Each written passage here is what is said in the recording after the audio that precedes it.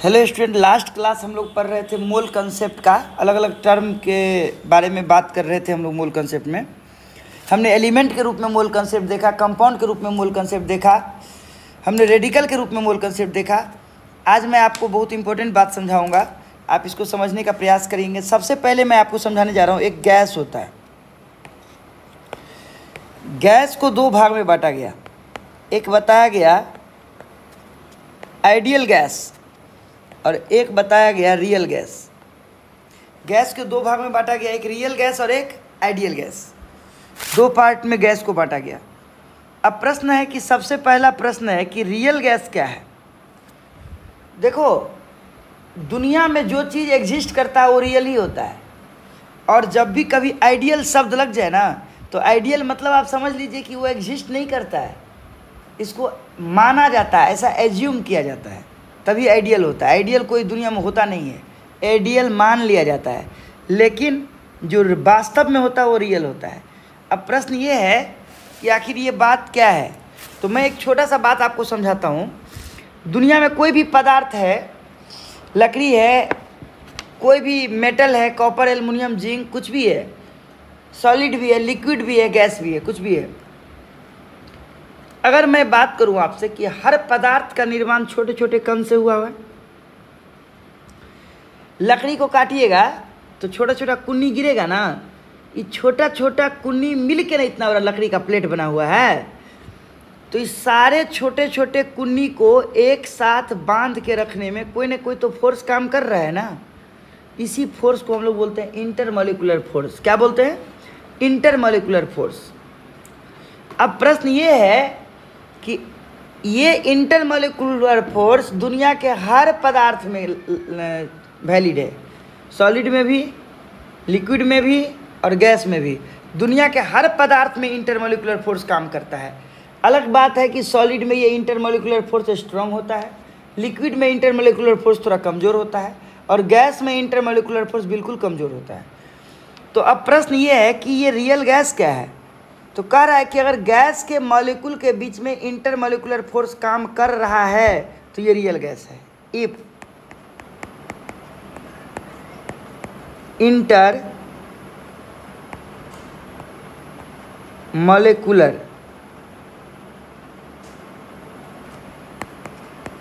intermolecular force are present between the molecule of gas, then it is called real gas। अगर gas के molecule के बीच में intermolecular force काम कर रहा है तो वो रियल गैस है। लेकिन फिर आइडियल गैस क्या है? तो कह रहा है आइडियल गैस वास्तव में होता नहीं है, लेकिन ऐसा एज्यूम किया जाता है कि intermolecular force, if intermolecular force do not present,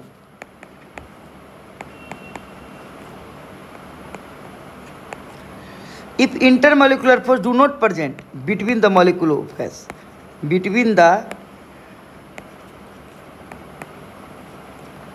molecule of gas, then it is called ideal gas। तो हम लोग इसको क्या बोलते हैं? Ideal gas. if intermolecular force do not present between the molecule of gas, then it is called ideal gas। if intermolecular force are present between the molecule of gas, then it is called real gas। अगर gas के molecule के बीच में intermolecular force present है तो उसको real gas बोलते हैं। अगर गैस के मॉलिक्यूल के बीच में इंटरमोलिकुलर फोर्स प्रेजेंट नहीं है तो हम उसको आइडियल गैस बोलते हैं।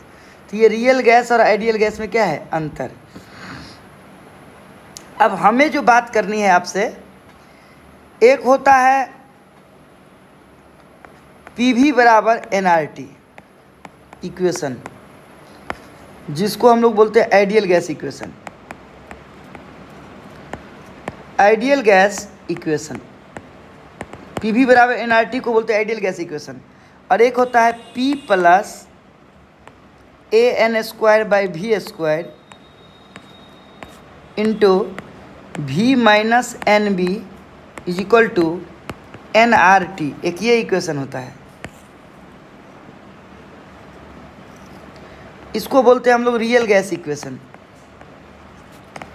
रियल गैस इक्वेशन, इसको real gas equation, van der Waals equation,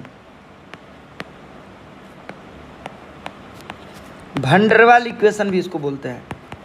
real gas equation, van der Waals equation, और इसको बोलते हैं आइडियल गैस इक्वेशन। खैर हमको अभी रियल गैस के बारे में बात नहीं करना है, मेनली रूप से आइडियल गैस के बारे में बात करना है। देखिए पीवी बराबर एनआरटी इक्वेशन सिर्फ रियल गैस के लिए, आइडियल गैस के लिए वैलिड है, तो उसको हम लोग बोलते हैं ideal gas equation. Ideal gas equation, ideal gas equation जिसमें पी प्रेशर को रिप्रेजेंट करता है, जो कि हम लोग एटीएम में लेते हैं, एटीएम यूनिट है। भी वॉल्यूम को रिप्रेजेंट करता है, वॉल्यूम जो कि हम लोग लीटर में यूज करते हैं यहाँ पे, volume in litre. N number of mole of gas को रिप्रेजेंट करता है, N number of mole of gas को रिप्रेजेंट करता है। और आर जो होता है ना सर, ये है universal gas constant, universal gas constant, ये गैस कांस्टेंट है, उसका वैल्यू हर जगह फिक्स है। आर का वैल्यू यहाँ यूज हम लोग करते हैं 0.0821 एटीएम लीटर पर केल्विन पर मोल, ये आर का वैल्यू यूज करते हैं यहाँ पे 0.0821 एटीएम लीटर पर केल्विन पर मोल, या नहीं तो तुम 1/12 भी यूज कर सकते हो, 1/12 एटीएम लीटर पर केल्विन पर मोल, आप ऐसे भी यूज कर सकते हैं, दोनों एक ही बात हो गया है ना।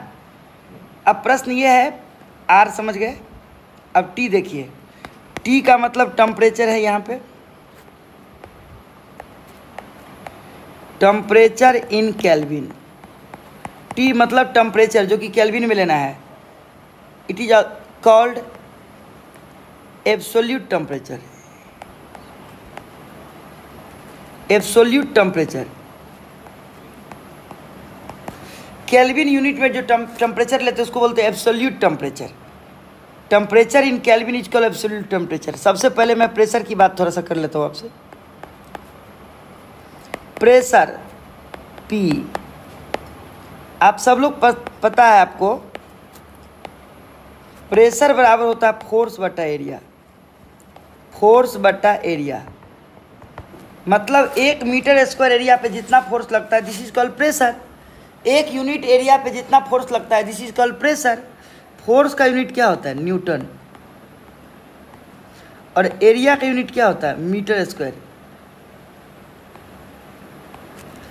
तो ऐसा यूनिट जो बात होती है, ऐसा unit of pressure is newton per metre square. Newton per metre square या पास्कल भी बोलते हैं। न्यूटन पर मीटर स्क्वायर को हम लोग एक और बात बोलते हैं, pascal. Newton per metre square को पास्कल भी बोलते हैं। ऐसा unit of pressure is newton per metre square या पास्कल। 1 एटीएम बराबर 10 के power 5 Newton per metre square या फिर पास्कल। अप्रॉक्सीमेटली वो 10 पर 5 ही होता है। 1 एटीएम बराबर 10 पर 5 न्यूटन पर मीटर स्क्वायर या पास्कल। 1 एटीएम बराबर 76 सीएम ऑफ एचजी। 1 एटीएम बराबर 760 एमएम ऑफ एचजी। 1 एटीएम बराबर 760 टॉर। 1 एटीएम बराबर 1.03 बार, या फिर तुम बोल सकते हो 1 एटीएम अप्रॉक्सीमेटली 1 बार।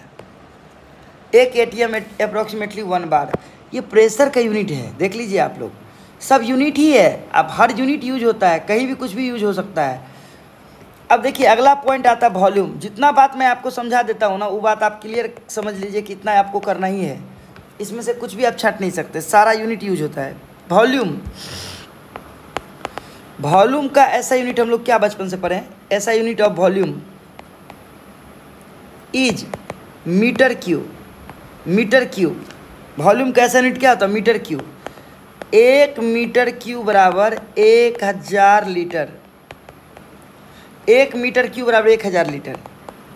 1 लीटर बराबर होता है 1000 centimetre cube. 1000 centimetre cube. 1 litre बराबर 1000 सीसी। 1 लीटर बराबर 1000 ml।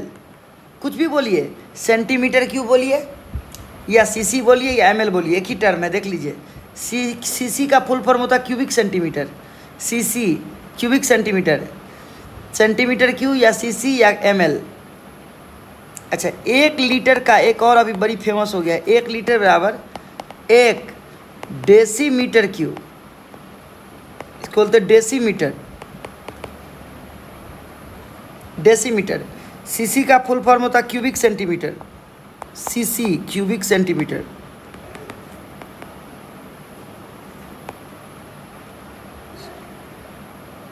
Cubic centimetre.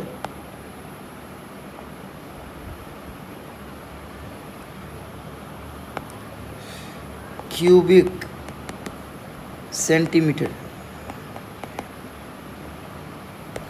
Cubic centimetre. CC का फुल फॉर्म क्यूबिक। तो वॉल्यूम का हो गया। अब आइए, अब आ जाता हूँ टेम्परेचर पे। टेम्परेचर। टेम्परेचर का ऐसा यूनिट क्या होता है? ऐसा unit of temperature is kelvin. Temperature का ऐसा यूनिट क्या होता है? केल्विन होता है। ऐसा unit of temperature is kelvin. x degree C बराबर x + 273 केल्विन। देख लीजिए, अगर आपको डिग्री C को केल्विन में चेंज करना है तो 273 जोड़ दीजिए। x डिग्री C बराबर x + 273 केल्विन। एक फ़ारेनहाइट होता है, डिग्री फ़ारेनहाइट बराबर 9/5 इंटू डिग्री सेंटीग्रेड + 32। एक ये भी होता है फार्मूला, फ़ारेनहाइट में चेंज करना है तो डिग्री फ़ारेनहाइट बराबर 9/5 इंटू डिग्री सेंटीग्रेड + 32। अब आइए एग्जाम्पल से बात करते हैं आपसे। एग्जाम्पल, T बराबर दे दिया 0 डिग्री C। अगर हमको केल्विन में लाना है, इन केल्विन, तो T बराबर हो जाएगा 0 + 273 बराबर 273 केल्विन। अगर 0 डिग्री C को केल्विन में लाना है तो 273 जोड़ दीजिए। In degree Fahrenheit 9/5 into degree centigrade + 32। 9/5 into degree centigrade कितना लीजिएगा? 0 + 32 बराबर कितना निकल गया? 32। 32 डिग्री फ़ारेनहाइट। 32 degree Fahrenheit. अगर हमको 0 डिग्री C को फ़ारेनहाइट में लाना है तो 32 डिग्री फ़ारेनहाइट। केल्विन में लाना तो 273 केल्विन। और देखिए दूसरा एग्जाम्पल देखिए, T बराबर 25 डिग्री C रूम टेम्परेचर। इसको हम लोग क्या बोलते हैं? Room temperature. 25 degree C room temperature science में हम लोग मानते हैं। In degree in kelvin, kelvin में चेंज करिए इसको। चलिए, केल्विन। T बराबर 25 + 273 कितना निकलेगा? T बराबर 5 3 8 7 2 9 298 केल्विन। 298 केल्विन निकल जाएगा। डिग्री C को केल्विन में चेंज करिए, 298 केल्विन निकल गया। In degree Fahrenheit 9/5 into degree centigrade + 32। 5 25 9 5 45 + 32 कितना निकल गया? 5 2 7 4 3 77 डिग्री फ़ारेनहाइट निकल गया। फ़ारेनहाइट में चेंज करना है तो इस तरह से कर लेंगे। तो ये सब बेसिक बात है जो आप लोग कभी भी कर सकते हैं, कभी भी टेंशन की ज़रूरत नहीं है। अब मैं थोड़ा सा आगे बढ़ता हूँ, आपसे बात कर लेता हूँ एक नया बात। एट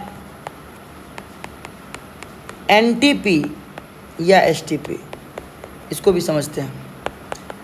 NTP का फुल फॉर्म क्या होता है?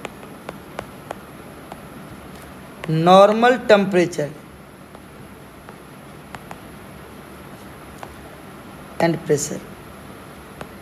Normal temperature and pressure. STP का फुल फॉर्म क्या होता है? Standard temperature and pressure. Standard temperature and pressure. NTP का मतलब नॉर्मल टेम्परेचर प्रेशर, एसटीपी का मतलब स्टैंडर्ड टेम्परेचर प्रेशर। देखिए क्वेश्चन में एनटीपी या एसटीपी बोले, आप सीधा बात समझना, एट एनटीपी या एसटीपी। अब ज़्यादा दिमाग मत लगाओ, ज़्यादा दिमाग लगाने से ज़्यादा टेंशन होता है, इसीलिए हम फेरा में डालना नहीं चाहते, सीधा बात करते हैं आपसे। एट एनटीपी या एसटीपी कुछ भी बोले, आप प्रेशर लेना 1 atm, ठीक है? प्रेशर कितना लेना? 1 atm। एक बार भी लोग लेता है अलग अलग केस में, लेकिन 1 atm अप्रोक्सीमेटली एक बार ही होता है। सीधा आप सोचिए, 1 atm लीजिए, एक बात याद रखिएगा, एनटीपी या एसटीपी पे प्रेशर कितना लेंगे? 1 atm। और बोलिए, एक काम तो आपने कर दिया, प्रेशर ले लिया, और क्या लेना है? टेम्परेचर। टेम्परेचर ले लीजिएगा 0 डिग्री सी। 0 डिग्री सी का मतलब हो गया 0 + 273 यानी 273 केल्विन। टेम्परेचर ले लीजिएगा 0 डिग्री सी यानी 273 केल्विन। ये दो चीज़ फिक्स है। जैसे ही एनटीपी चाहे एसटीपी बोल दिया तो टेम्परेचर 0 डिग्री से लीजिएगा, प्रेशर 1 atm लीजिएगा। आर का वैल्यू तो ऐसे भी फिक्स होता है 0.0821 atm लीटर पर केल्विन पर मोल, ये तो फिक्स है। अब आइए पीवी बराबर nRT लगाइए। प्रेशर आपने कितना बोला है? 1 atm। वॉल्यूम नहीं पता, n 1 मोल ले लेते हैं, ठीक है ना? रुक जाइए, n 1 मोल ले लेते हैं। n कितना ले लेते हैं? 1 मोल। r का वैल्यू 0.0821। टेम्परेचर का वैल्यू कितना लिए हैं आप? 273 केल्विन। तो वॉल्यूम यहाँ से निकल जाता है 22.4 लीटर। 1 मोल गैस लिया हमने तो वॉल्यूम 22.4 लीटर आ गया एनटीपी एसटीपी पर। यानी आप कह सकते हैं कि एट एनटीपी या STP volume of 1 mole any gas 22.4 litre is 22.4 litre. NTP या एसटीपी पर 1 मोल कोई भी गैस होगा तो उसका वॉल्यूम 22.4 लीटर ही होगा। चाहे गैस कोई भी हो, वॉल्यूम 22.4 लीटर होगा। जैसे volume of 1 mole H2 at NTP बराबर 22.4 litre. Volume of 1 mole CO2 at STP बोल दीजिए बराबर 22.4 लीटर। तो आप एक बात बताइए, 1 मोल एट एनटीपी बराबर 22.4 लीटर होता है, तो 50 मोल एट एनटीपी कितना होगा? 50 × 22.4 लीटर होगा। 50 × 22.4 लीटर होगा। यानी अगर हम मोल में 22.4 लीटर से गुना कर दें तो क्या निकल गया? Total volume at NTP STP निकल गया ना। अगर 1 मोल 22.4 लीटर होगा, अगर हमको मोल मालूम है तो मोल गुने 22.4 लीटर करेंगे तो टोटल वॉल्यूम नहीं निकल जाएगा। तो यहाँ से अगर आप मोल निकालना चाहेंगे तो मोल बराबर total volume of gas at NTP या एसटीपी और बट्टा में सीधा 22.4 लीटर कर दीजिएगा। अगर एनटीपी या एसटीपी पर आपको वॉल्यूम दे दिया जाए गैस का तो 22.4 लीटर से डिवाइड करके सीधा मोल निकाल सकते हैं आप। जैसे क्वेश्चन नंबर पहला देखिए, how many mole of 224 litre CO2 gas at NTP. मान लीजिए क्वेश्चन पूछ दिया तो इतना टेंशन क्या है? फार्मूला लिखिए, मोल बराबर वॉल्यूम एट एनटीपी बटा 22.4 लीटर। सीधा फार्मूला लगाइए। तो वॉल्यूम आप कह रहे हैं 224 अब बटा 22.4 कट करोगे तो 10 आ जाएगा। 10 लीटर 10 मोल, सॉरी 10 मोल, ये आ गया 10 मोल। 10 मोल यानी 224 लीटर अगर CO2 गैस है तो उसका वॉल्यूम कितना हो जाएगा? 10 मोल हो जाएगा। बोलिए यस। अब क्वेश्चन चेंज कर देते हैं। क्वेश्चन नंबर दूसरा, find the volume of 5.6 litre CO2 gas at NTP. Suppose करिए ये बोल दिया, बताइए कि 5.6 लीटर CO2 गैस का वॉल्यूम कितना होगा। फिर गलती बोल दिए हम।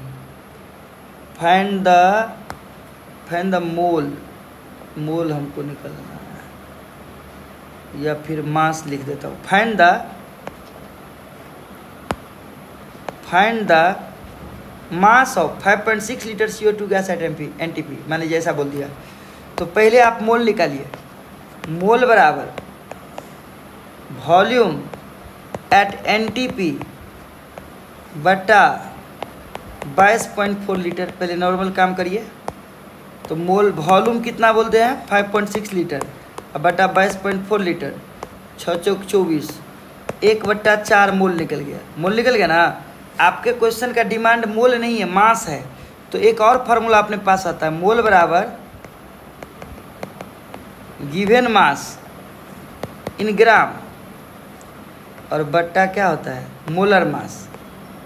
Molar mass, given mass in gram बटा मोलर मास। मोल आप क्या निकाले हो? 1/4। गिवन मास आपको निकालना है और CO2 का मोलर मास यदि जोड़िएगा तो कितना आएगा? 44। गुना करिएगा तो 11। W निकल गया 11 ग्राम। यानी 5.6 लीटर CO2 गैस का मास कितना होगा? 11 ग्राम होगा। बात समझ पा रहे हैं आप लोग? क्वेश्चन नंबर तीसरा, if the volume of 5.6 litre gas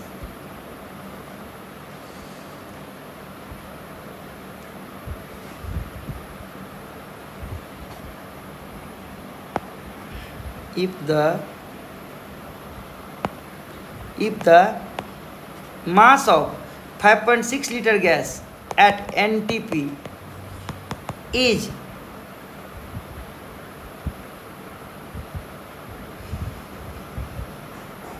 7 gram, then the gas would be तो कह रहा है गैस कौन सा होगा? ऑप्शन का व्यवस्था है H2, O2, N2, CO2 कर देते हैं। आप बात को समझे नहीं।